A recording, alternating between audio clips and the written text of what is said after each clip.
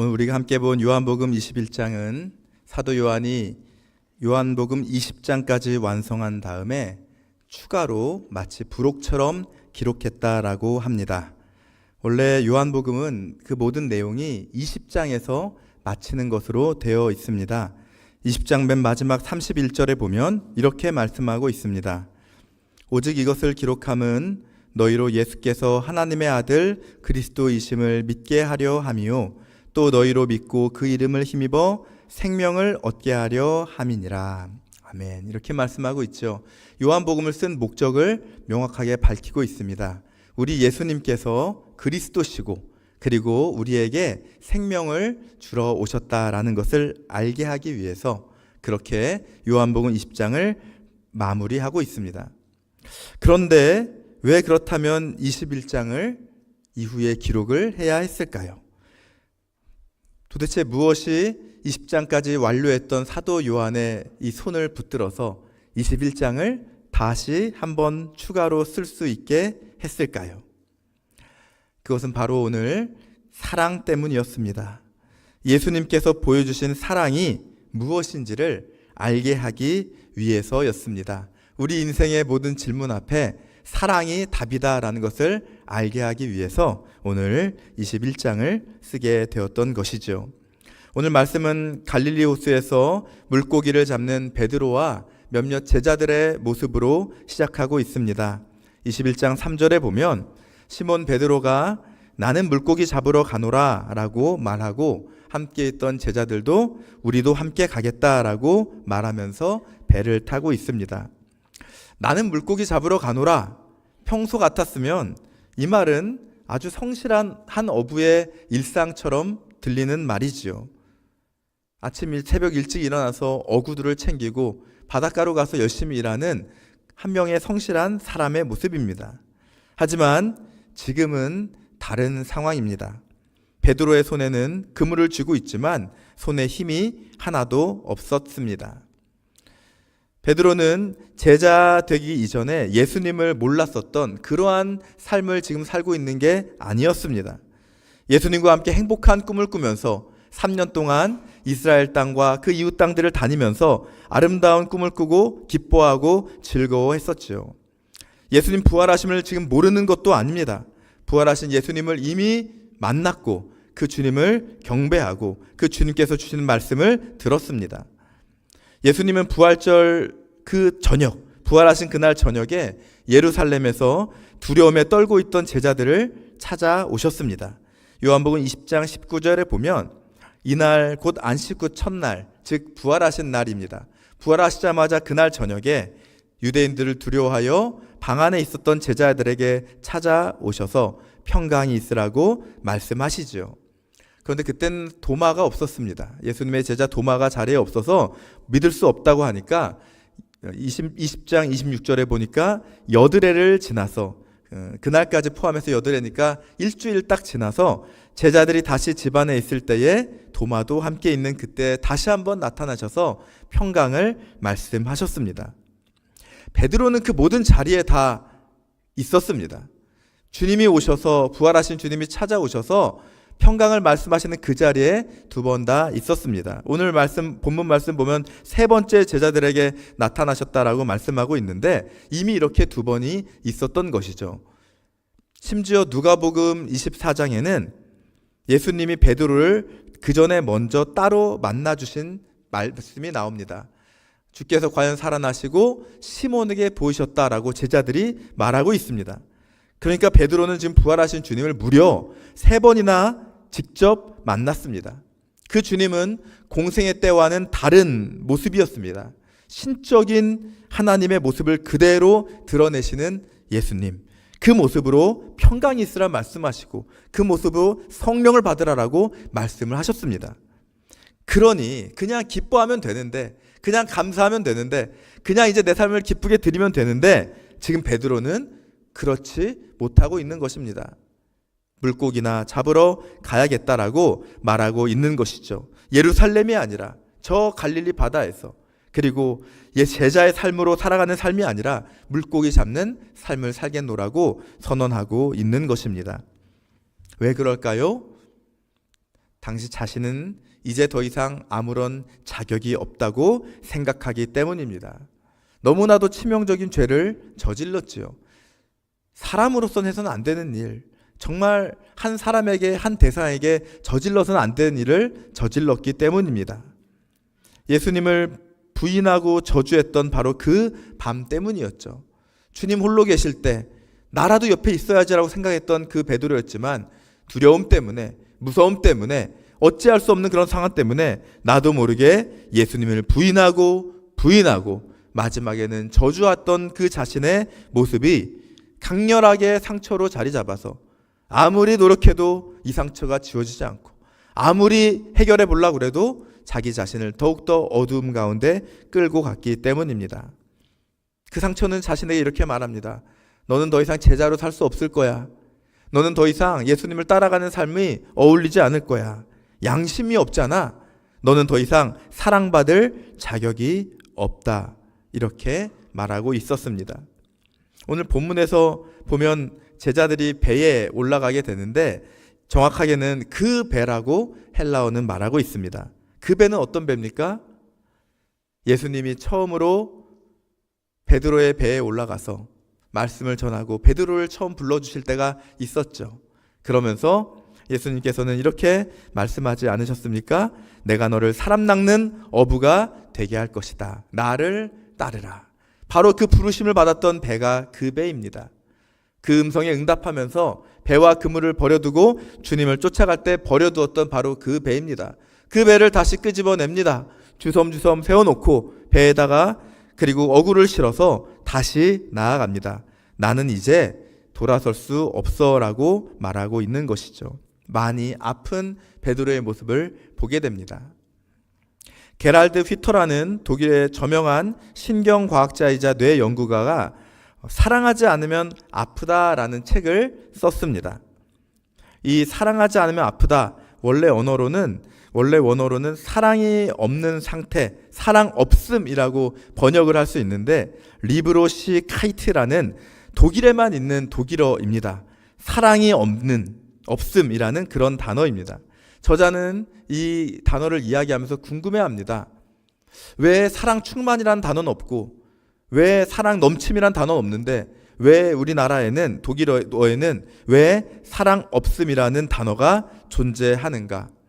사랑 없음이 심각한 문제라는 것을 그는 깨닫고 이야기를 합니다. 점점 세상이 발달하고 발전하고 고도로 특수화된 생명체, 우리 인간이죠. 그렇게 가면 갈수록 특정 질병에 더 취약해지는 이유가 있다는 것을 그는 연구하면서 밝혀냅니다. 사람들이 경쟁하며 또 성과의 스트레스에 시달리는 이 상황 속에서 자기 스스로를 회복할 수 있는, 자연적으로 회복할 수 있는 자가 치유력을 잃어버렸다라고 그는 분석하고 있습니다. 즉, 우리가 지금 아픈 이유는 우리를 병들게 하는 것을 행복한 것이라고 우리가 잘못 여겼기 때문이다라고 그는 이야기합니다. 우리가 행복하지 않는 이유는 우리가 행복한 줄 알았는데, 돈을 가지면 행복할 줄 알았고, 사람들에게 인정받으면 행복할 줄 알았고, 모든 사람들에 큰 영향력을 끼치면 행복할 줄 알았는데 그게 우리를 오히려 병들게 하고 있었고 우리를 아프게 하고 있었다는 것을 밝혀냅니다. 그러면서 그가 이야기합니다. 사랑이 우리를 낫게 하고 치유할 것이다. 사랑은 단순한 감정이 아니라 우리의 성장과 치유와 직접적인 연관을 가지고 있고 사랑은 선택이 아니라 생존의 필수 조건이라고 강조합니다. 지금 베드로가 그런 상황이었습니다. 예수님을 3번 부인해서 예수님과의 관계를 스스로 단절해버린 베드로는 지금 스스로를 실패자, 배신자 그런 프레임으로 가두고 자신은 주님과 떨어져서 옛 생업으로 돌아가고 있었습니다. 지금 현대를 살아가는 우리 모습이 그렇지 않습니까? 너무 많은 일 때문에, 너무 많은 경쟁 때문에 우리가 아파하고 그리고 실제로 몸을 병들고 아파하게 만드는 현실을 경험하고 있습니다. 스스로 고립하고 스스로 벽을 세우고 자신에게 갇히게 하면서 마음의 문을 닫아두고 있는 것이지요. 인터넷 보니까 어떤 이런 글이 있더라고요. 남편들이 남편들이 사회에서 일을 열심히 하다가 집에 바로 못 들어가는 남편들이 좀 있다고 합니다. 주차장에서 시동을 끄고 조용히 눈 감고 10분 정도, 15분 정도 가만히 있으면서 혹은 그냥 잠깐 핸드폰을 보면서 집에 들어갈 마음의 준비를 하고 들어가는 남편들이 있다고 합니다. 사회에서도 전쟁인데 집에 들어가는 순간 육아 전쟁, 살림 전쟁 같이 뛰어들어야 되기 때문에 어려워하고 그러면서 자신의 마음의 문이 닫혀있는 마음의 문을 열어보려고 준비한다라는 것이죠. 그 글의 답변들도 많이 달렸더라고요. 여자들은 얼마나 힘들겠느냐라는 그런 내용이었습니다. 그 10분 쉬지도 못한다라는 이야기가 있었는데요. 스스로 점점 메말라가고 아파하는 우리들의 모습을 보여주고 있습니다. 여러분, 우리가 우리의 힘으로 이 모든 어려움을 해결할 수 있느냐 하면 그럴 수 없습니다. 오늘 말씀에도 베드로는 스스로 고립된 자신의 마음을, 자신의 그 모든 상황을 극복하고자 노력했지만 밤새 허탕질을 하고 있었죠. 아무리 그물을 내려도 고기가 잡히지 않았습니다. 해밍웨이가 쓴 노인과 바다를 보면 그 주인공 산티아고 늙은 어부의 모습이 나옵니다. 84일 동안 아무리 매일매일 바다에 나가도 물고기 한 마리 건지지 못해서 지독히도 운이 나쁜 사람이라는 별명을 얻었던 사람이죠. 지금 베드로의 모습이 바로 그런 모습입니다. 헤매고 던지고 던지지만 건져오는 것은 하나도 없는 모습을 살고 있죠. 그런데 오늘 놀라운 것은 우리 예수님의 말씀입니다. 예수님께서 부활하신 다음에 제자들과 그 마리아와 제자들에게 하셨던 말씀이 뭐냐면 내가 먼저 갈릴리로 너희들보다 가 있겠다라고 말씀을 하십니다. 예수님 부활하신 다음에 예루살렘과 갈릴리에 계셨었는데 그런데 성경을 아무리 봐도 갈릴리에서 예수님 하신 일은 딱 두 가지밖에 나와 있지 않습니다. 하나는 맨 마지막 승천하기 직전에 제자들에게 지상 대명을 주시죠. 땅 끝까지 제자를 삼아서 세례를 주고 그리고 아버지 아들과 성령 이름으로 세례를 주고 내가 너희에게 분부한 모든 것을 가르쳐 지키게 하라. 세상 끝날까지 너희와 함께 있을 것이다 라고 말씀하시면서 승천하는 게 갈릴리 산입니다. 그리고 또 하나 유일하게 나온 것이 바로 오늘 이 베드로를 만나는 사건입니다.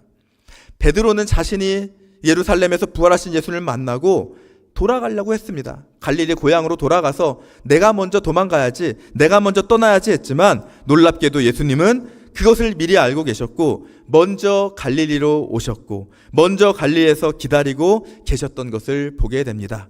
물고기 떼를 예비하셨고 손수 식사를 준비하고 계십니다. 베드로를 맞이하고 회복할 준비를 하고 있는 것이죠. 우리들도 마찬가지입니다. 사랑 없음 때문에 메말라하고 고갈되어 있는 우리들, 병들어 있는 우리들, 바로 우리 주님께서 고치고 회복시키고 풍성케 하기 위해서 먼저 자리를 예비하고 계신 줄을 믿으시기 바랍니다. 우리 예수님께서 식사를 준비하시는 장면을 한번 상상을 해봤습니다. 말씀만으로도 숯불도 준비하실 수 있고 물고기도 준비하실 수 있고 떡도 준비하실 수 있겠지만 그러나 저는 한번 이런 상상을 해봤습니다.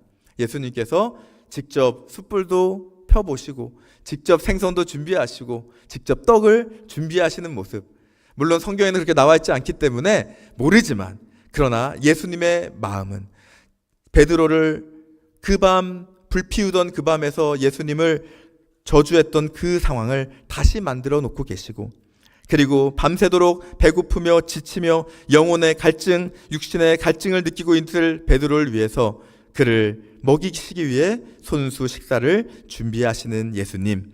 우리는 바로 그 예수님이 우리를 찾아오시는 줄 믿습니다. 내가 아무리 멀리 가 있어도, 내가 아무리 멀리 떠나 있어도 주님은 거기에 계신다는 것을 시편 기자는 노래하고 있습니다. 새벽 날개를 치며 바다 끝에 가서 거기 거주할지라도 바로 거기서도 주님의 손이, 세상 끝날까지 함께 하시는 주님의 손이 나를 붙들어서 인도하심을 노래하고 있는 것이죠. 바로 그것을 베드로는 오늘 직접 경험하고 있는 것입니다. 우리 주님은 3번 저주했던 베드로, 3번 부인했던 베드로에게 3번 사랑의 고백을 하시도록 인도하시죠. 내가 나를 사랑하느냐를 3번 물어보십니다. 이 말씀을 헬라어로 보면 예수님은 내가 나를 아가페하느냐라고 질문하시고 베드로는 내가 필레오합니다라고 고백합니다. 그래서 한글 새번역 성경에서는 예수님이 내가 나를 사랑하느냐 물어보시고 베드로는 예, 제가 주님을 좋아합니다라고 말하는 것으로 다르게 번역하고 있습니다. 학자들은 요한이 아가페나 필레오나 크게 의미를 두지 않고 막 혼용하기 때문에 그래서 큰 의미가 없다라고 해석하는 학자들도 있지만, 그러나 이렇게 섬세하게 세 번의 질문을 던지시는, 똑같은 질문을 던지시는 예수님이 아가페하느냐 아가페하느냐, 그리고 마지막에 세 번째는 그래 네가 나를 필레오할 수밖에 없다면 네가 나를 필레오하느냐라고 물어보시는 이 말씀은 분명 주님의 귀한 마음, 베드로를 섬세하게 품으시는 마음이 여기에 배어 있는 것을 보게 됩니다. 저는 이 말씀 보면서 옛날에는 그런 생각을 했어요. 베드로가 좀 부담스러웠겠다. 이렇게 이런 자리까지 마련해 놓으시고 너 나 사랑하니라고 물어보시면 대답하기 얼마나 부담스러울까. 그런데 저렇게 씩씩하게 잘도 대답하는구나 라고, 역시 베드로는 다르네 라고 생각을 한 적이 있었습니다. 그런데 말씀을 보다 보니 이런 마음이 떠오릅니다. 누군가 상대방에게 너 나 사랑하니? 당신 나 사랑하니? 라고 물어볼 때에는 이미 물어보는 사람은 나는 너를 사랑한다는 고백을 하고 있는 것이죠. 예수님이 내가 나를 아가페하느냐라고 물어볼 때는 나는 너를 아가페한단다. 네가 나에게 어떻게 했는지를 모르는 게 아니라 나에게 깊은 가슴에 대못을 받고 씻을 수 없는 상처를 주고 너무나도 할 수 없는 일을 저질렀지만, 그러나 그럼에도 불구하고 나는 너를 이 시간 아가페한단다, 사랑한단다. 너는 내 사랑을 받고 너도 나를 사랑할 수 있겠느냐고 주님은 물어보고 있는 것이죠. 그렇기 때문에 그 주님 사랑에 힘입어서 베드로는 예, 주님 제가 주님을 좋아합니다라고 고백할 수 있었던 것입니다. 세 번째 마지막에는 그래 네가 그렇게 좋아한다고만 한다면 나도 너를 필레오 할 수도 있다. 필레오 하느냐라고 물어봤더니 그렇습니다. 주님께서 세 번째 물으시기에 근심합니다. 무거운 마음을 가지고 주님, 그전에는 예 라고 대답하던 베드로가 이제는 주님 모든 것을 아십니다. 저를 경험해 보셔서 아십니다. 제가 어떻게 부족한 사람인지, 하지만 어떻게 진심으로 주님을 사랑하려고 애썼는지, 그리고 어떻게 주님의 사랑에 힘입어서 다시 일어설지를 주님 아시는 줄 믿습니다 하면서 주님 내가 주님을 사랑합니다라고 고백하고 있는 것이죠. 그래서 마지막 모든 것을 아신다라면서 마지막 내가 주님을 사랑하는 줄 안다라고 할 때 두 아신다는 말은 다른 단어를 썼더라고요. 계속 그냥 관념적으로 압니다라는 단어를 썼다가 맨 마지막에 주님 아시나이다 할 때는 주님 나를 경험해서 아시고, 주님 나를 만나주셔서 아시고, 주님 나를 모든 삶을 다 아시는 주님, 경험을 통해 아는 기네스코라는 단어로 고백하고 있는 것이지요. 주님은 아무 말씀 안 하십니다. 그 말씀 하나면 된 겁니다. 사랑하느냐? 내 사랑을 받아주겠느냐? 예, 제가 사랑합니다 고백하는 그 사랑이면 예수님은 그 이후에 아무것도 바라지 않는 것입니다. 이것이면 만족하죠. 그리고 나에게 어린 양을 먹여달라, 내 양을 돌봐달라고 고백하고 있습니다. 나태주 시인이 자신이 좋아하는 성구가 시편 23편과 그리고 사랑, 하나님의 사랑을 이야기한 고린도전서 13장이 좋다라고 이야기하면서 사랑의 답함이라는 시를 썼습니다. 이렇습니다. 시의 내용은 예쁘지 않은 것을 예쁘게 보아주는 것이 사랑이다. 좋지 않은 것을 좋게 생각해 주는 것이 사랑이다. 싫은 것도 잘 참아주면서 처음만 그런 것이 아니라 나중까지, 아주 나중까지 그렇게 하는 것이 사랑이다 라는 시를 남겼습니다.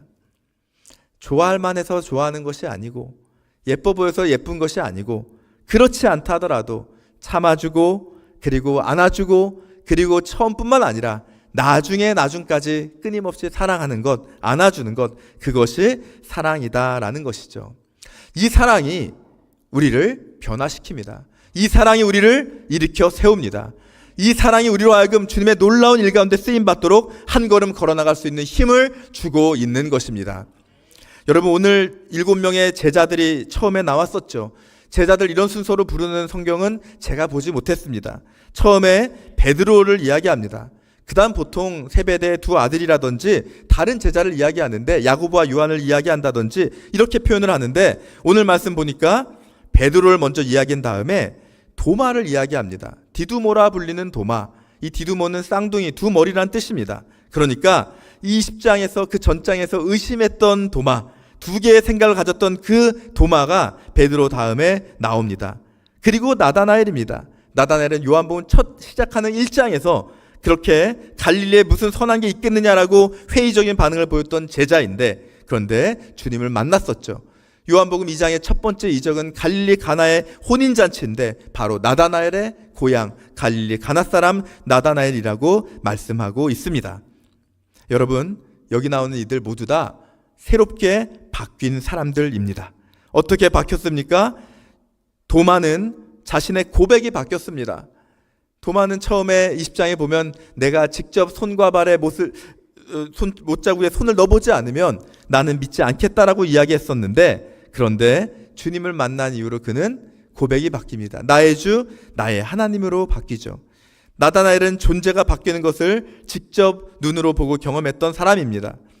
갈릴리 가나에서 물이 포도주로 바뀌는 놀라운 기적을 보면서 나다나엘 역시 존재가 바뀌는 것을 경험했죠. 야고보와 요한은 이름이 바뀐 사람입니다. 보아너기로 불렀던 사람이었습니다. 화가 나고 분노해서 참을 수 없는 마음을 어찌할 줄 몰라서 우레의 아들이라 불렸던 보아너게. 그러나 예수님은 바로 이들을 사랑의 사도로 바꾸어 주었던 것입니다. 그리고 베드로는 고백도 존재도 이름도 다 바뀐 완전히 바뀐 삶으로 나아가고 있습니다. 여러분, 하나님의 사랑이 우리를 변화시키는 줄 믿습니다. 내 힘으로 바꿀 수 없는 거, 내 힘으로 씻을 수 없는 거, 내 힘으로 어떻게 해결되지 않는 이런 상처와 아픔과 분노들 그리고 모든 여러 문제들 다른 게 아니라 바로 예수님의 사랑이 우리의 존재를, 우리의 고백을, 우리의 이름을 바꾸어 주시는 것이지요. 기독교 출판사 규장에 여진구 대표라는 분이 있습니다. 아버지도 유명한 분이셨는데요. 그 이어받아서 열심히 그 규장 기독교 출판사를 이끌어 나가고 있는데 최근에는 저서에서 자신이 죽다가 살아난 경험을 이야기하고 있습니다. 다른 것이 아니라 어느 날 산책하다가 그는 급성 심근경색을 경험합니다. 막 짓누르는 것 같은 호흡할 수 없는 것을 경험해서 간신히 전화하고 응급실로 아내를 통해서 들어가게 되는데 응급실로 들어가면서 블랙아웃, 의식을 잃어버리게 됩니다. 그러니까 심장 충격기로 펑펑 20번에 걸쳐서 그의 심장을 충격을 주게 됩니다. 터질 때마다 잠깐 눈이 떠져서 공중에 응급실 천장이 보였다가 다시 내려오면서 의식을 잃고 20번이나 그 시간을 겪으면서 그는 6시간 동안 코마 상태에 빠지는 것을 경험합니다. 그 코마 상태에서 이 여진구 대표는 하나님 앞에 서게 됩니다. 자기의 인생을 보고하는 자리로 나아갔다는 것입니다. 네 인생 어떻게 살았는지 보고하는 자리에서 거기서 그는 자신이 이렇게 준비합니다. 나는 잘 나가는 출판사 대표였습니다. 훌륭한 신앙의 사람이었고 사회적으로도 성공했고 선교 활동도 열심히 참여했고 그래서 자신이 내놓을 성과들이 이만큼 있었다고 생각을 했습니다. 그런데 그 자신의 인생 보고라는 그 자리에서 따뜻한 음성이 이분에게 들렸습니다. 그 음성은 그가 얼마나 큰 일을 했는지, 얼마나 대단한 일을 했는지, 얼마나 많은 책을 팔았는지, 유명했는지 이런 것을 묻는 게 아니라 단 한 가지를 물으셨다고 합니다. 너는 내가 세상에서 준 것들로 얼마나 사랑하다 왔니? 너는 얼마나 사랑하다 왔니? 그것이 자신의 인생 보고의 자리에 대답해야 될 질문이었습니다. 자신이 자랑스럽게 여겼던 모든 것이 정말 불에 타서 바스라진 느낌을 경험했다고 합니다. 벌거벗어진 것 같고 너무나 부끄러웠다고 합니다. 아무리 생각해봐도 자신이 정말 진심으로 진정으로 사랑했던 기억이 너무나도 없었던 것입니다. 그 음성 앞에서 그는 엎드려 통곡하며 울고 그날 이후로 깨어나면서 삶이 기준이 바뀌었다는 고백을 하고 있습니다. 사랑하는 성도 여러분, 우리 주님께서 오늘 우리 가운데 찾아오십니다. 우리도 모르게 우리는 갈릴리 바닷가에서 주님과 거리를 띄운 채 내 삶 살겠다고, 내 마음대로 하겠다고, 나는 이제 더 이상 회복할 수 없겠다고 마음을 먹고 멀리 떨어져 있는 분들이 있을지 모르겠습니다. 세상의 모든 해야 될 일들 때문에 짓눌려서 감당할 수 없는 무게 때문에 그것이 자기를 아프게 하고 있는 것을 경험하는 분들이 있을지 모르겠습니다. 오늘 이 시간 그런 우리들 앞에 우리 주님은 찾아오시는 줄을 믿습니다. 그리고 내가 너를 아가페한단다. 내가 너를 사랑한단다. 내가 너를 품어준단다. 너도 나를 사랑하자. 그리고 내가 사랑하는 이 세상을 향해 함께 나아가자꾸나 주님은 우리 가운데 초청하시는 줄 믿습니다. 이 사랑의 힘으로 함께 일어서고 주님 앞에 나아가는 저와 여러분 되시기를 소망합니다.